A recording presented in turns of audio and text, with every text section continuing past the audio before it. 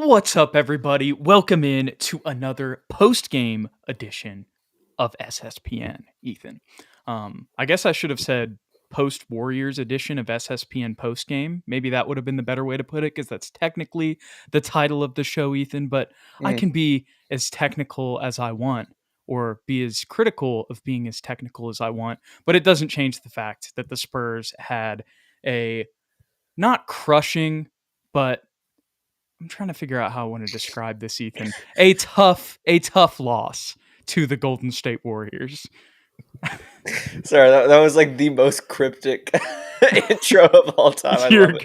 good. You're good. I don't know. I was just working through it there, Ethan, and that's kind of what it felt like in the fourth quarter of this game. We were just working through it as much as we could. Really, more so the middle quarters of this game, Mm, where the Spurs kind of just working through it, going through the motions, if you mm. will. But yeah, because of the way that this game played out, Ethan, it was not necessarily a disappointing loss because it wasn't a blowout, but I feel like the Spurs had opportunities in this game and they weren't able to execute. And that's why it kind of hurts. Yeah, just watching the first half, I thought we would be up more than what we were. We ended up only being up by 2 points, but it really felt like we had all the momentum, all the energy. But then that third quarter started, and it was like, okay, this is what we should have expected. Like, this is why the Warriors are the dynasty that they are. Like, they were able to execute in ways that we just weren't able to do. And there was lapses in communication, lapses, silly turnovers, the stuff that we've been dealing with all year, Jude. And um, it was just too much to overcome in that fourth quarter, despite a pretty miraculous effort to try and come back. I don't think it was ever like close, but like we were giving it 130% to try and get back into this game. Yeah, and that's why I said it wasn't necessarily disappointing, but Yeah. it just stung a little bit because of that. You know, especially with all of the effort, like you were alluding to, which we'll get into in the game flow. I had a couple moments, and I know the fourth quarter is yours, but I had a couple moments in the fourth quarter where I wrote down like guys going for extra possessions, crashing the offensive boards, Hmm. and it turning into that for the Spurs. So, like you said, though, at the end of the day, Ethan, it comes down to turnovers, the middle two quarters, getting Hmm. discombobulated and outclassed by a team that, even with Steph Curry out, does have a little bit more talent than you and definitely has more experience than you with Chris Paul, Klay Thompson, and Draymond Green, just to start. Um, but yeah, at the end of the day, it was too much for the Spurs to overcome because of all of that combined. And as Mark says here in the comments, rusty game from Victor plus the team going cold in the second half. Hmm. That is very true as well. There was one possession where we got like 4 shots in the second half and we got 4 open shots. A I have it couple of written them were down. threes, a couple of them were just some pull up jumpers, and we just couldn't hit anything. And that allowed the Warriors to go up by 20 at Hmm. one point in that second half. But I could go all over the place here, Ethan. Um, what we're kind of, I mean, I guess I just already asked you what your overall Yeah, thoughts were, but I don't know why this one is just hitting for some reason, Ethan, but it is for me.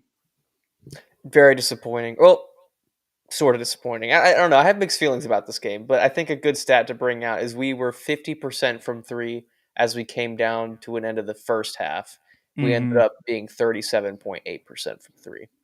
It also doesn't help that we shot 66% from the free throw line, as did they. But Wemby missed all five of our misses for the team, which is unusual for him. That's like he's usually the guy that takes our free throws for technicals. Like he's that consistent. Mm-hmm. Tonight, he just couldn't knock him down. Yeah, that was something that I also noticed too. I think for the most part, the rest of the team did They make did. their free throws. They did. But yeah, that was kind of interesting from him. But also, first game back after 2 injuries. Um, But so only three of our players had free throws. We can get into the specifics because yeah, like they didn't have like more free throws than we did, but they had more players get fouled. If that makes sense. yes, that does. I think the best way that I can sum up kind of my feelings on this one, Ethan, is missed opportunities. Mm, That's how I would describe this game because There were a lot of, we just mentioned with the extra possessions where we missed like 4 shots, on one time down the court. Obviously love the offensive rebounds, but you have to put the ball in the basket to make those offensive rebounds worth it, if you Mm, will. absolutely. But let's get into these awards here, Ethan. I know we've been starting off our post games with that, so I'll dish it to you. What was your Wemby moment of the game? Because despite it maybe not being the most efficient shooting night for him, still had 2 blocks, 27 points, 14 boards, 3 assists, a steal. Mhm. Still filled up the stat sheet is the bottom line. I would say the opening play of the second half. It was a steal and slam from Victor Wembanyama, and it was a powerful slam, looking like 2K13 LeBron James. The way he cocked that thing back and threw it down. Um, that was the Webby moment of the game for me. That was definitely a fire dunk for sure. But you know what I think was even a more fire dunk, Ethan? What's that? When he dunked on Jonathan Kuminga, kind of Mm, where he got it with 2 feet set, turned around, and just slammed it down. It was easy. Um, yeah, that's what I would say. Not necessarily the most physical dunk because Kuminga was just like, "There's nothing I can do here, and I'm not going to foul." But it was still that was my favorite play of the game from him. That was my favorite highlight. Tim Duncan-esque. It was also Tim Duncan-esque when he went for that fadeaway off the bank that Oh just yeah, rolled yeah. out in the fourth quarter, man. Mm, yes, That sir. there was another shot, now that I say that like also just rimmed out. The 3 he had where we had the perfect Yes. pick and pop. I know we're jumping all over the place, but that was this game to a T. Like, you even had opportunities where it felt like the execution was there, but Hmm. sometimes the ball just rimmed out. And that is literally what happened on both of those plays for him. And it's just like, oh, sucks, because there's really, like, you can't criticize anything there. It just, sometimes the ball bounces your way and sometimes it doesn't. That's the way the cookie crumbles, sir.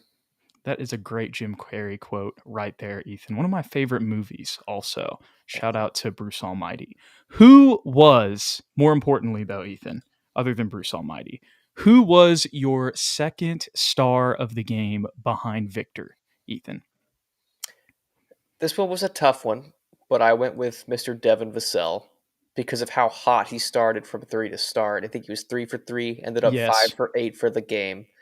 Not the most efficient shooting night. Aside from that, I think he missed all of his other baskets.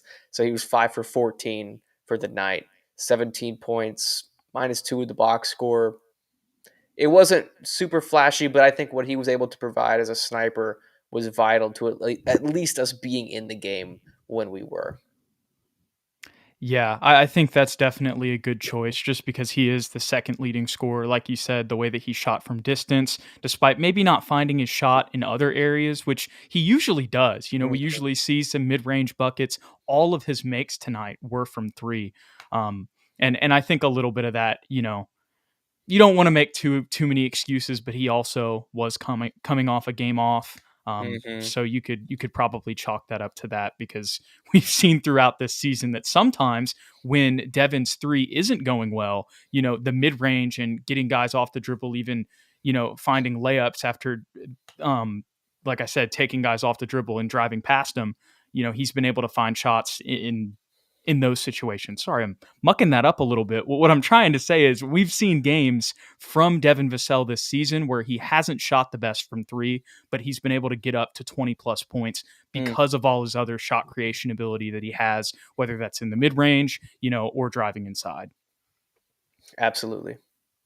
Yeah, but my second star of the game, Ethan, and I almost didn't go with this, but I'm going to go with Keldon Johnson. Mm, Just a little bit more of an efficient night. The reason I didn't go with it is because I didn't want to make him the second star of the game and the bench player of the game, because I think he's the most clear choice for that too. But not to spoil that a little bit, I ended up going with somebody else there, which we'll get to. But to talk about Keldon, 4 for 4 from the free throw line, 6 boards tonight. 5 for 12, only 2 for 6 from 3. But if you watched this game, his presence was important, especially coming off the bench. And with Devin not, having the craziest scoring night, I want to say that at least 4 of those points came in the fourth quarter, Ethan. It took a little bit for him to, he had the hot start with 9 points, but there was a little bit of a drought for him kind of in that second and third quarter, as there was really for the entire team. But I think Keldon had more points going into that fourth quarter as well. So for us to even have a chance at the end of that fourth quarter, even though I know we were down 12, Keldon had a lot to do with that because of the fact that Devin really only scored in the first and in the fourth quarter. So that's kind of why I had him as the second star of the game. He was able to get some buckets for us during the team's cold stretch, which really lasted throughout the second and third quarter. Couldn't agree more, and that's why I have him down as my bench player of the game, because he was really the only player in that second unit able to get his shot off. And when there was that incredible lull during the second and third quarter, he was attacking the basket, forcing his will, getting shots over smaller defenders or kicking out for other players that were wide open. And he had a couple threes. I think both of his threes were like momentous threes. I remember one specifically where Wemby drove into the paint, drew two, kicked out to him for three. I think it was maybe the fourth quarter. They kind of drew it back within single digits. So he made the right plays at the right moment, and without him, it would have been a blowout. So Yeah, completely agree. And really the same thing goes for Devin as well. When you talk about without them, it would have been a blowout. Those two guys, even though not their best games, mm, still probably, if you're not picking Devin for second star of the game, you're picking Keldon. And if you're not picking Keldon, you're picking Devin, which is exactly what we did. yeah, literally. But my bench player of the game, Ethan, was Zach Collins. And the reason I went with him is just because not only did he have 9 boards and specifically 3 blocks, that was really the main reason that I ended up picking Zach tonight. Only 17 minutes. We kind of staggered some Barlow minutes in there as well. Just kind of, I'm sure we're just trying to get him reps for the future. We also, all of his minutes, I think. Well, no, I think there was a little bit where he was playing at the 4 next to Zach, but the majority of Dom's 7 minutes tonight actually came next to Wemby. So they were really testing out that Barlow Wembanyama front court. So hopefully we'll get to see a little bit more of that moving forward. But even if we don't, just good to see some Dom minutes out there, with him being elevated to a full-time contract. And he did find a way to get a block while he was out there as well.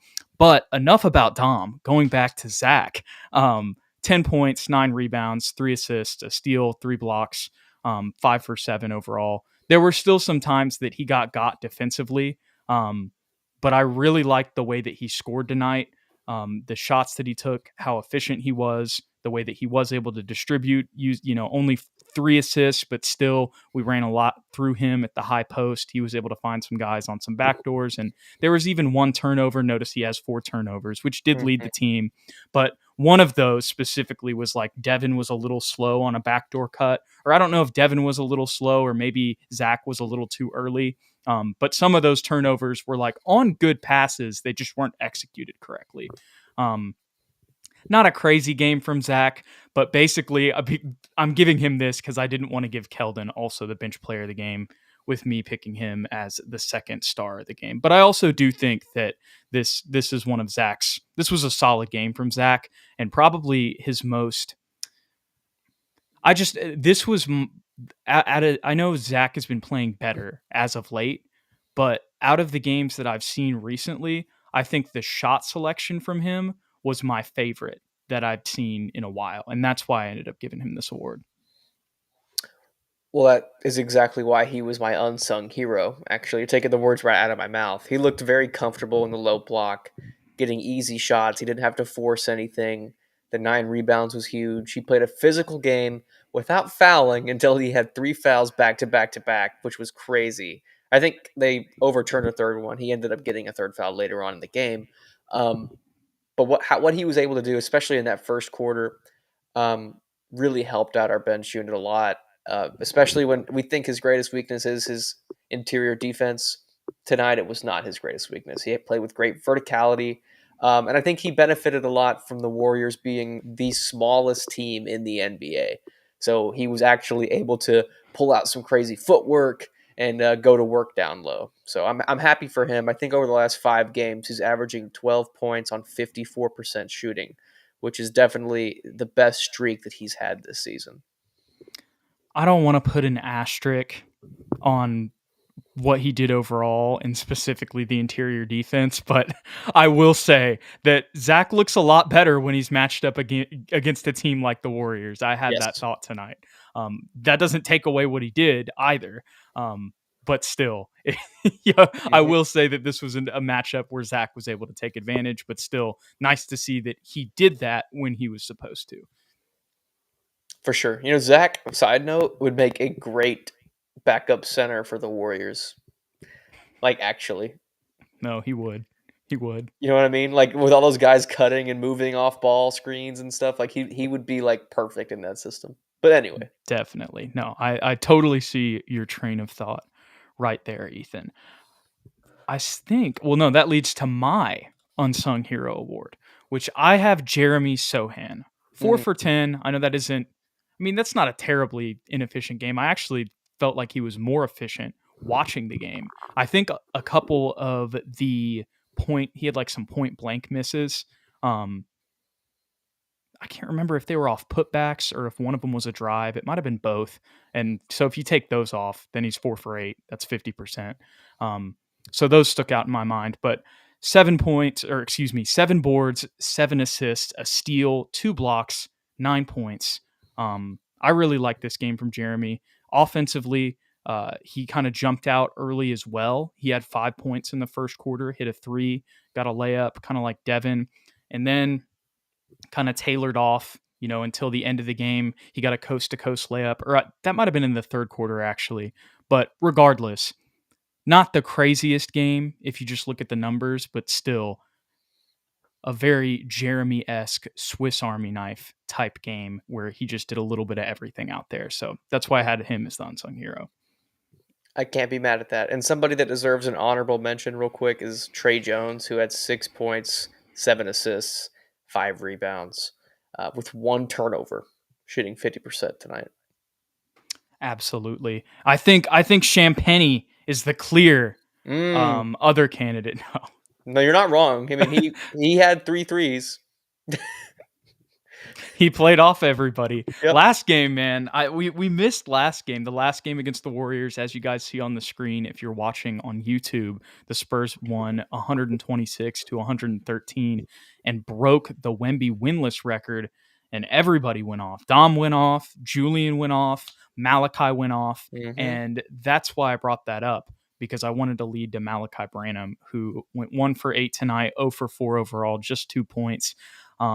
With the way that he's been playing over the past couple of games, really the past couple of weeks, that was another thing that kind of stood out on the overall stat sheet tonight before we Mm-hmm. get into the game flow. If you have a good game from him, that can change a lot of things in the flow of this game. I know, like I said, as we'll get into the game flow, we'll go over all of the mistakes that the Spurs made that definitely contributed, to the loss tonight. But still, if Malachi gets going a little bit earlier, we've seen the impact that that's made over the past couple weeks. Yep, I agree. I think a lot of this was just shots not falling for him. But the only negative that I'll point out for Malachi, he got 0 free throws tonight. Tells me he needs to be a little bit more aggressive getting to the rim. That's something that we saw change. Evidently, that's not something that he was continuing tonight. Yeah, unfortunate, Ethan. But you ready to hop into this game flow? Yes, sir. Let's do it. All right, let's jump into the first quarter, which was the best quarter for the Mm, Spurs. One of 2 quarters that they won, and their biggest win of the game, 37-29. So an 8-point victory to start off the game in the first 12 minutes.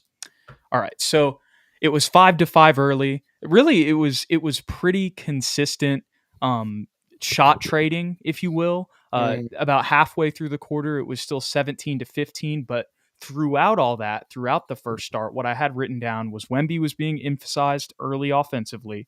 And he took it up the floor multiple times to start as well, which I think kind of has to do with the Warriors' size,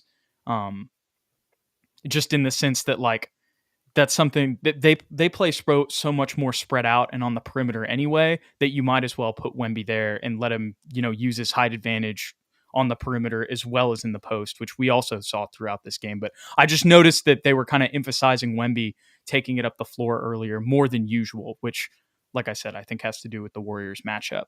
Mismatches, that was another thing I wrote down. Of course, a lot of that has to do with Victor, the size advantage.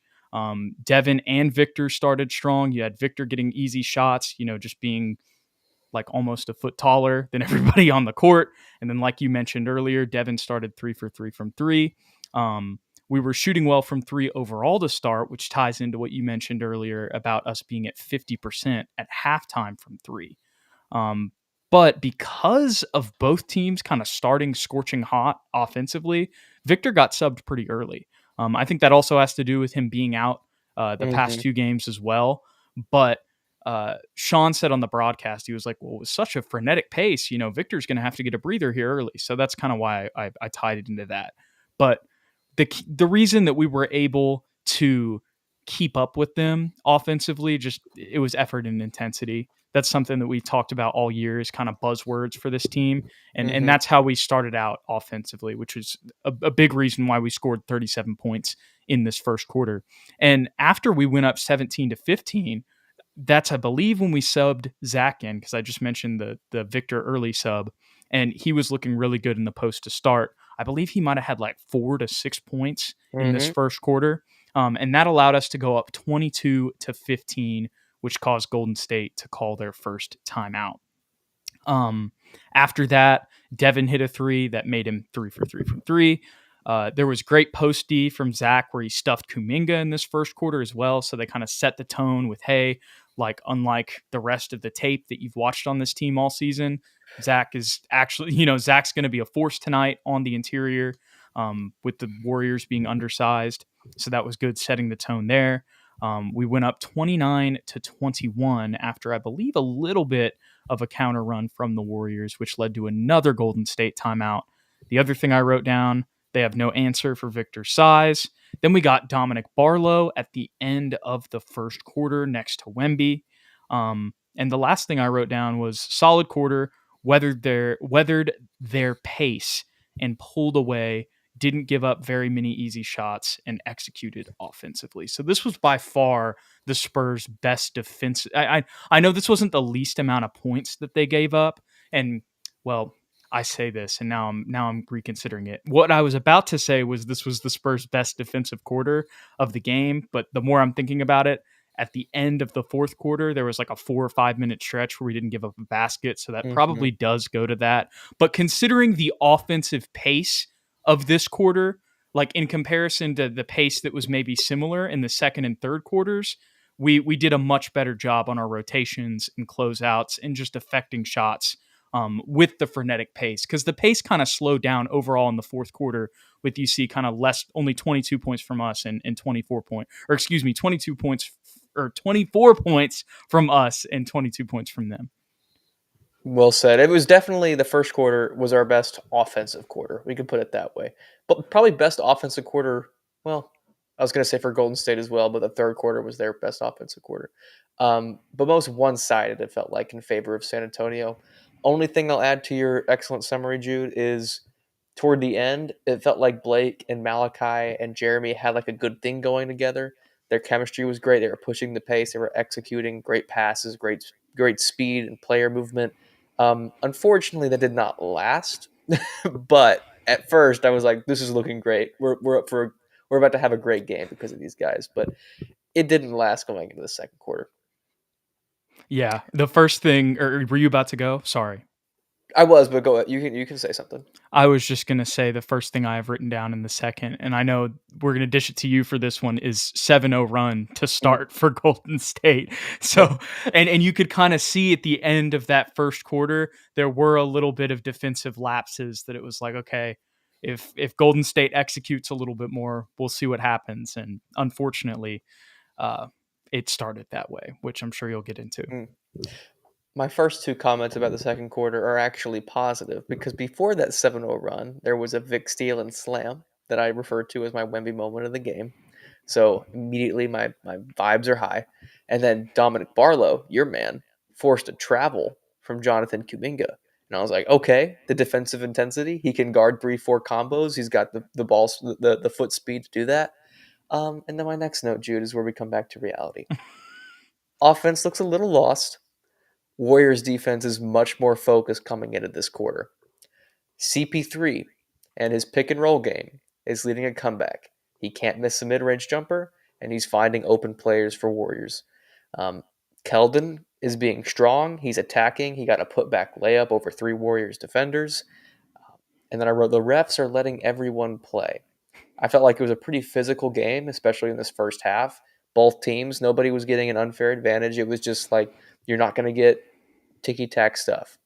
We talked about it before the podcast. We think that kind of changed a little bit in the second half, but in this first half, they were letting everybody play, and I for one was actually enjoying it because it felt like Keldon and some of our bigger players were actually getting a chance to use their strength. Um, we're giving up way too many open threes, forces Pop to call a timeout. Pajemski was extremely important for the Warriors. I think he finished with, 14 points on 8 rebounds, 4 assists, 3 for 5 from 3, but plus 17 in the box score, Jude. Like he and Chris Paul were playing a two-man game together in the backcourt that was just impossible for our guys to keep up with. We were running around screens. We couldn't get over them. We weren't rotating quickly enough, and it allowed them to win this quarter 29-23. I'll continue. Jeremy Sohan's control tonight is better. His footwork is better. He wasn't turning over the ball as often. He wasn't super efficient, like you said, but I still enjoyed his under controlled play, especially down low. Zach is playing well, both sides, good verticality. Malachi is struggling to score thus far. That did not change. Um, Zach got pretty heated with the referees after 3 ticky tack calls.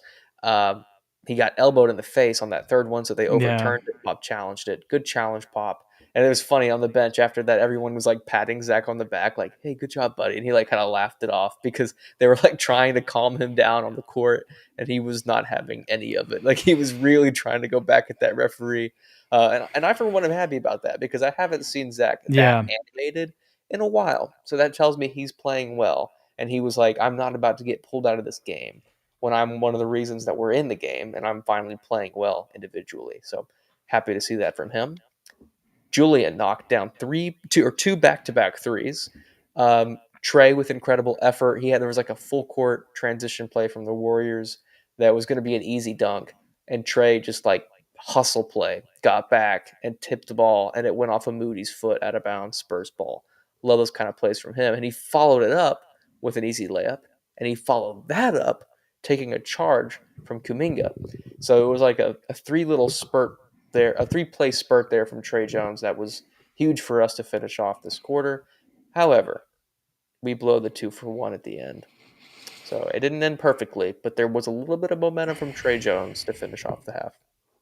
No, it was nice to just escape with the lead. That's kind of how I felt. And it was Mm-hmm. like, okay, maybe if we can get back to some of the stuff that we did in the first quarter, Yes. then we can kind of make this look similar to the game on Saturday that the Mm-hmm. Spurs pulled out in San Francisco. And I'll jump into the third quarter here, Ethan. At the beginning, it felt like that's exactly what was going to happen. The Spurs started on an 8-0 run to go up by 10. And let me see here. Was it Golden State who called the timeout? Because I have this in my notes Mm-hmm. and it I'm says pretty sure. we called the timeout. Okay, no. Let me backtrack. There was no Golden State timeout. They just responded. They just started Mm-hmm. to get some stops. Um, we were up 68-58, and after that, over the next couple of minutes, I didn't write it down, but just going off of my memory, they cut it down to 70-67. So that would be a 9-3 run right there. But that was just the beginning of a run that would only continue to grow. Um, but going back to the start of the third, let me give some highlights here on the 8-0 run. There was a Victor pull up 3 to start. There was a Sohan coast to coast layup that was really nice, and then another Devin 3 that was really solid. Those were 3 momentous plays that were really fun to watch. And then once again, going back into this run.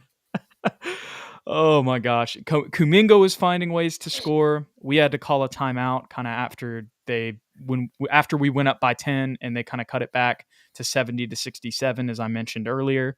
They continued that even after the timeout. They regained the lead officially at the 6:48 mark on an and one. So that was about halfway through the quarter. After we had the fast start, they came and got the lead back. From the 8-minute mark in the game, they had a 16-2 run, or the 8-minute mark, excuse me, in the third quarter, they had a 16-2 run. And this is when I wrote down something else that you just kind of alluded to. And this was in the third quarter. This was before all this stuff in the fourth quarter happened. Fouls, it feels like the fouls got more ticky tack, even though they are right. That was how I described it, because I wasn't even mad at the foul call by the rule in the third quarter.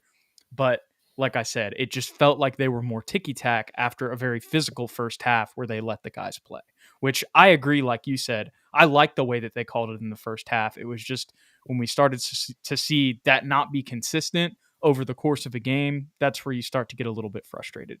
But Mhm. that was not the reason the Spurs lost, because during this run, which ended up turning into a 20-2 run, it was a turnover fest for us and we could not make a shot.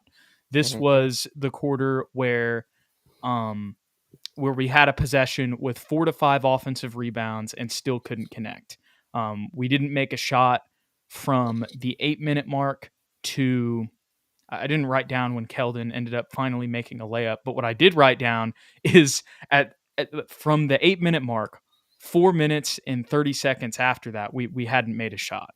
Mhm. And that went on a little bit further. Like I said, I didn't write down the exact number there, but there was at least like a 5-minute span where the Spurs did not make a shot. And I think that it was Keldon kind of broke it around We that, did. because now that I'm talking about this, I'm remembering Dan Weiss like saying that on the broadcast. Yeah. So Keldon broke that after about 5 minutes. But the bottom line, we were out of sync and we were disconnected. Those Mhm. are some other buzzwords that we've talked about throughout the year, Ethan. Being connected and being not in sync. What's a better word? Well, I guess still synchronized is the idea that I'm going for here.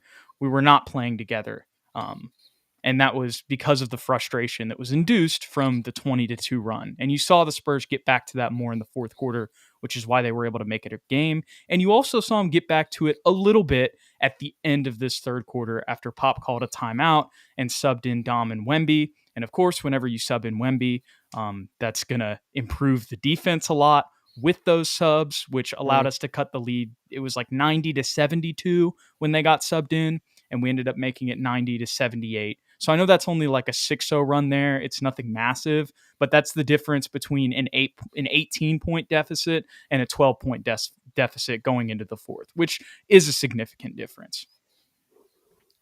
Absolutely. I think it all comes back to what you said. It was silly miscues, disconnectedness, and a loss of confidence, coupled with too much hesitation offensively, that led to the Spurs miscues and having a difficult quarter.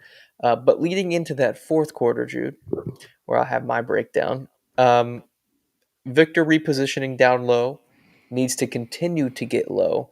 I think the game plan going into the fourth quarter was attack the basket, because clearly we were cold from 3 point range where we had started off so hot in that first quarter. So we just had to make that adjustment. And then Malachi turned it over, dribbling it off his foot. Turnovers continued to hamper us for a little bit at the beginning. Keldon got downhill, drew a foul. Klay Thompson began to heat up a little bit. I think he had 2 threes. Victor pulls up for three for his 20th point. And I think from this point forward, it was just 110% effort from the Spurs. Yes. Obviously, it wasn't successful, but the energy was ramped up. Keldon hit a three off a Victor drive and kick. The crowd was going crazy. The bench was going crazy.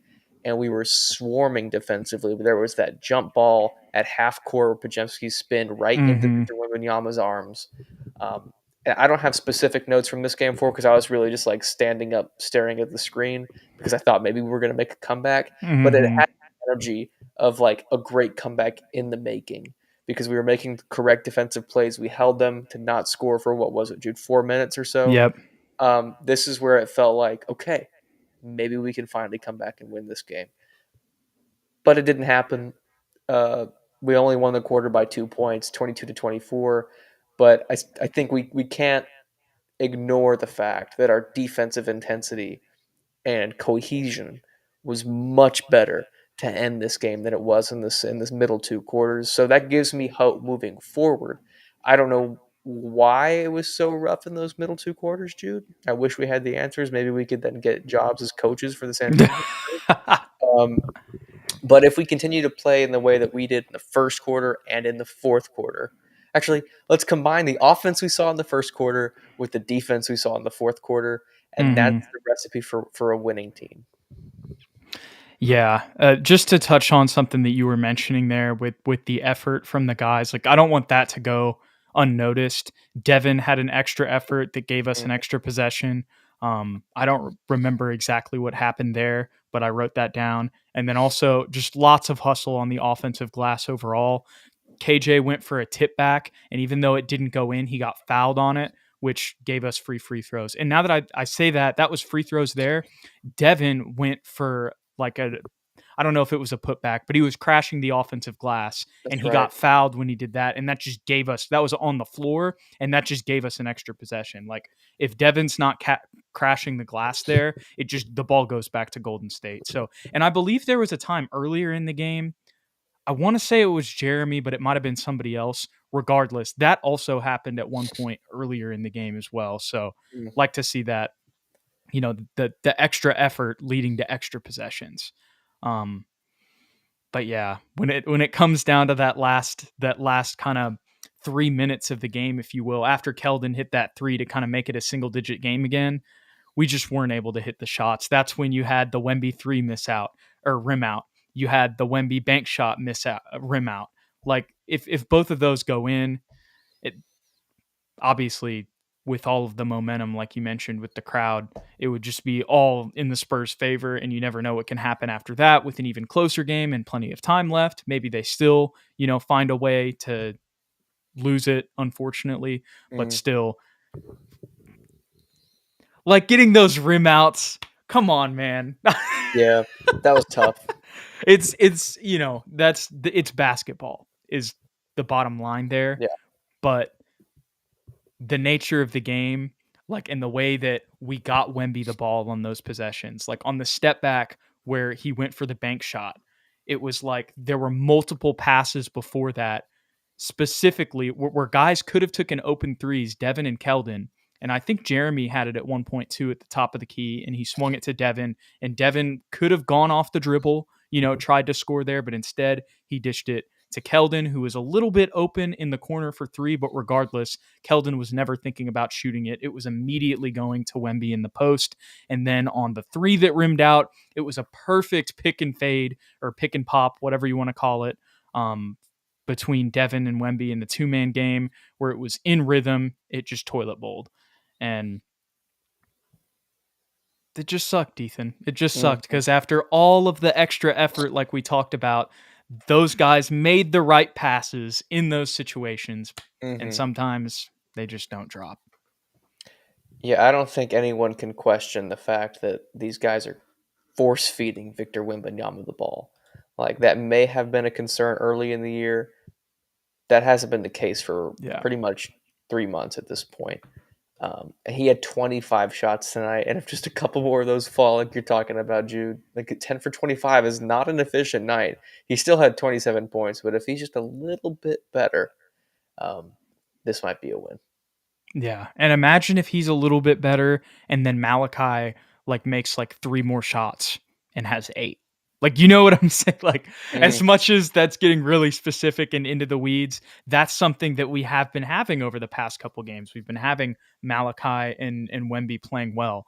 Obviously, Wemby has played well the entire season, but in conjunction with having that bench score that Malachi has kind of been over the past few weeks, that's another thing that stands out tonight because if mm, he was that kind of makes up for maybe Devin and Keldon not having, it wasn't necessarily bad games, but not having the 20-point performances that you'd like. agreed. Any final thoughts on this one, Ethan? No, sir.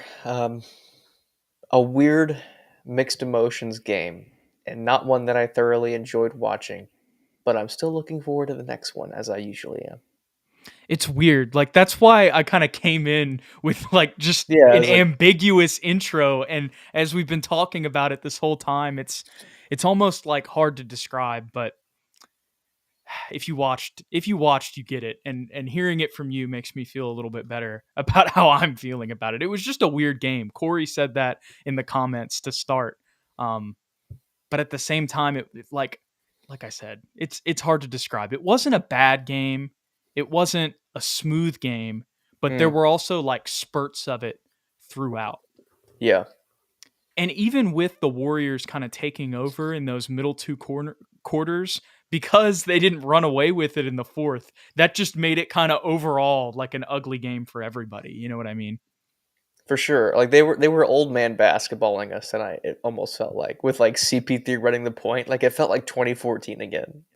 Like if Steph does it, it's gonna be explosive. It's gonna be crazy. He's gonna be Right. shimmying, but it's just like little bitty 39-year-old Chris Paul, and then 36-year-old Draymond throwing his shoulders in a guy, and then washed Clay. I hate to say it, draining a I couple know. threes. You know what I mean? Like that's why it feels weird.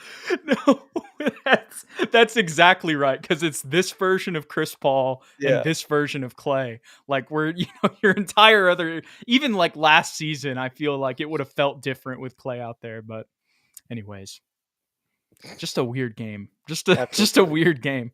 Probably because it's a middle of March game too. That's true. another thing. True. But Ethan, I want to get to some of the comments that we've had in here throughout the stream. Now that we're done with that, before we end, Robert Ball says inconsistent shooting. I miss Chip England. Mm, I wish I could say you're wrong there, Robert, but you're not. Muhammad Nur Fanadun. I totally butchered that. I'm going to say Muhammad. Muhammad in the comments says the worst stinker was Malachi Branham after he played so good the last 3 games. We talked yep. about that. Um, Mark says Barlow and Wemby pairing didn't work. Um, I understand what he's saying because there were definitely some, what's the word? How would I describe it?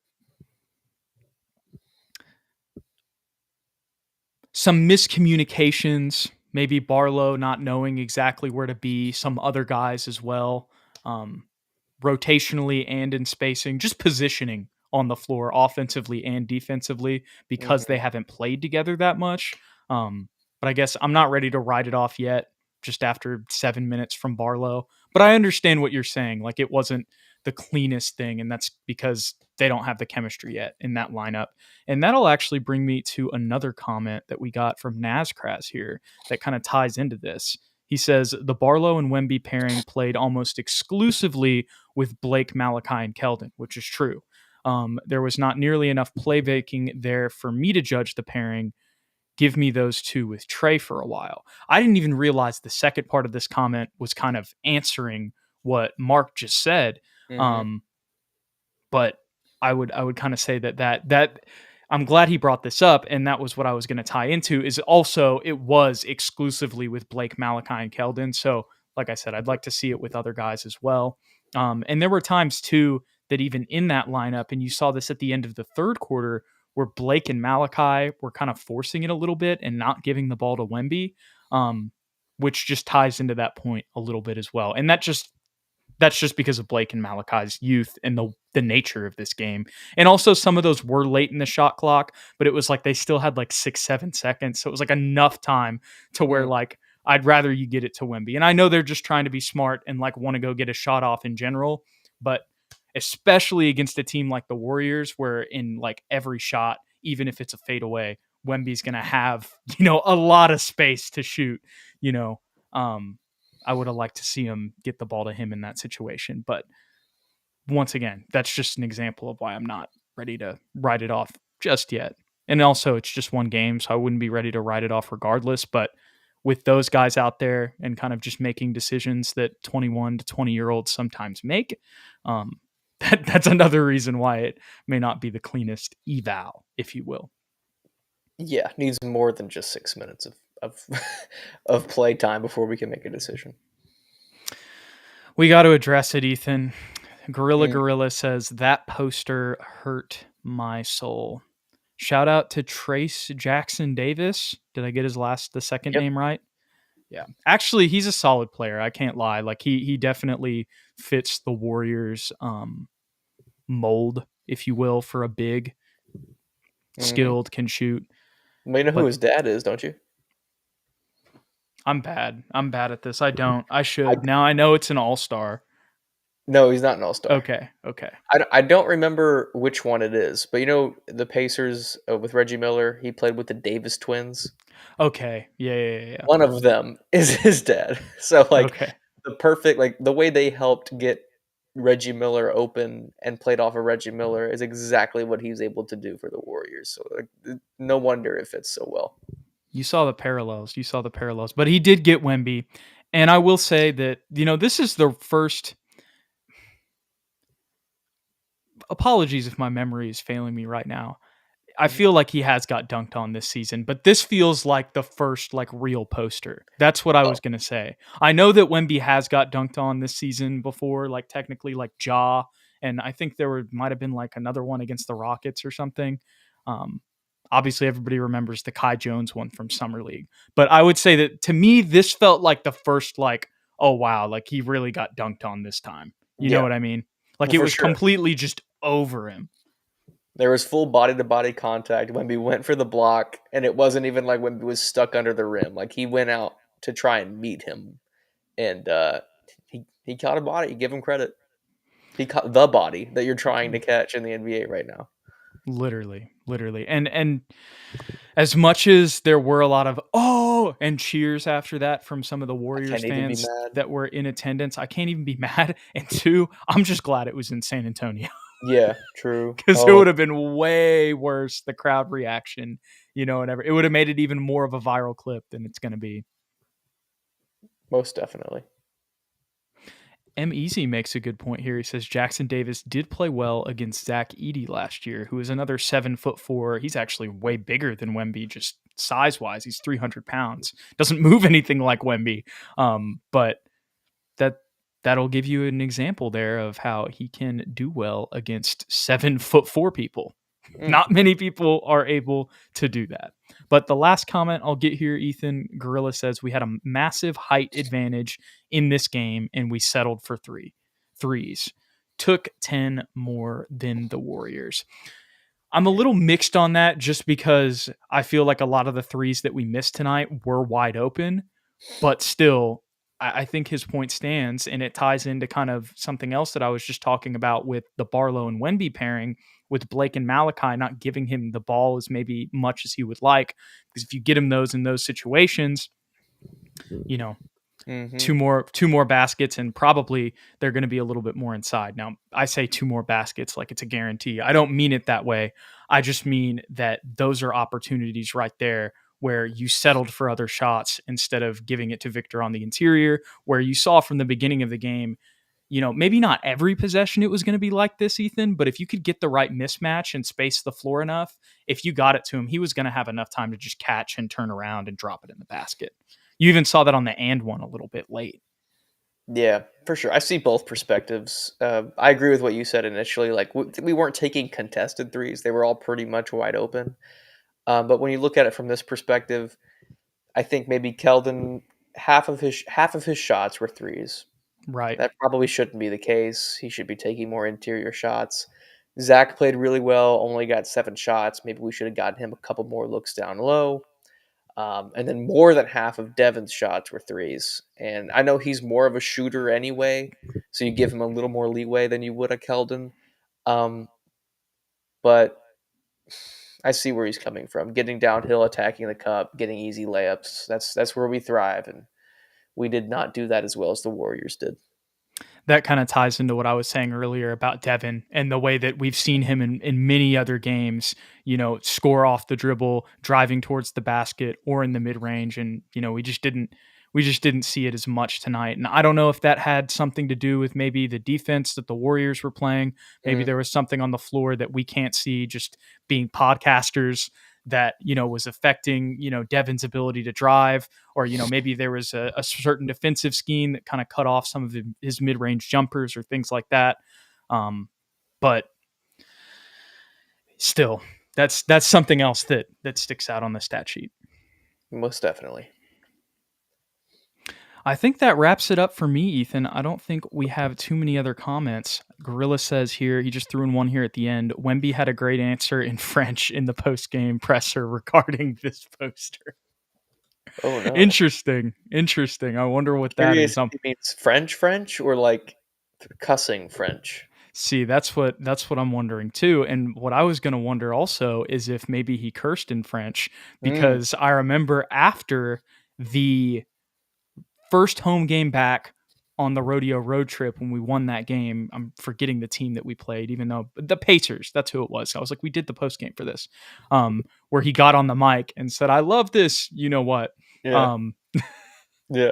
I wondered if he after in the post game presser when they asked him about that, he was like, "Oh, I'm not, I'm still not completely acclimated to the U.S.'s standards on cursing. I think it's a Mhm. little bit more lenient over in France." So that's why I'm really looking forward to see if maybe he cursed in French. Maybe it's a little bit of both, but Mm. we'll have to see. I like that. I like that. But Ethan, this is a busy week for the Spurs. They play the Rockets tomorrow in the second half of a back-to-back. Then on Friday and Sunday, they go to Austin.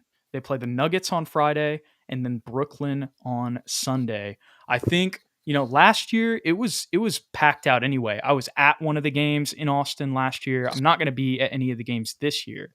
And that's probably due to the fact that one, they'd be too expensive. And two, with Victor Wembanyama being there, I think it's going to be even more of an attraction. That was the point I was trying to get to at the front. It was packed last year anyway, just because Austin doesn't usually get NBA games, but with Victor there this year and the Friday games against Jokic, it's going to be, I think it'll be packed both games, but especially that Friday game.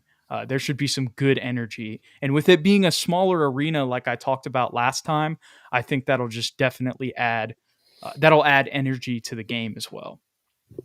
Couldn't agree more, my friend. I wish I could go, but I don't live close to Austin anymore.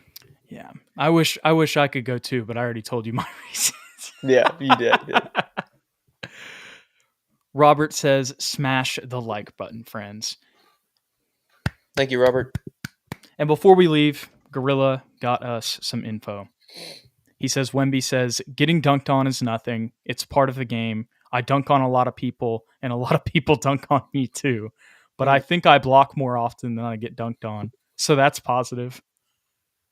It's true. Good for him. His KD is crazy. I know that's just him being blunt, and he's not wrong at all. But me, like, I was laughing reading that because I'm like, you told him. That's so cool. It's so subtle. But the thing is I know like he doesn't even mean it that way. But that's actually like subtly, like that's a really good clapback. Right? It's so cold. Like that's gonna be like ingrained on his statue outside. That's a good one. I think I block more often than I get dunked on, so that's positive. Period. Put it on his gravestone. Yep, pretty much. He's not wrong. He's not wrong. Look at who's leading the league in blocks. Exactly. We appreciate you guys hanging out with us tonight, even though this was a tough loss here to the Warriors. Stay tuned to the channel for all the info on stuff coming up. And see whenever we do our next post game and all that stuff for this week. And don't forget to hit the like and the subscribe button below if you enjoyed the content. If you want to stay updated with everything, be sure to follow us on Twitter at SSPN at Jude McLaren, and at Ethan_Quintero. We appreciate you guys. We'll catch you on the next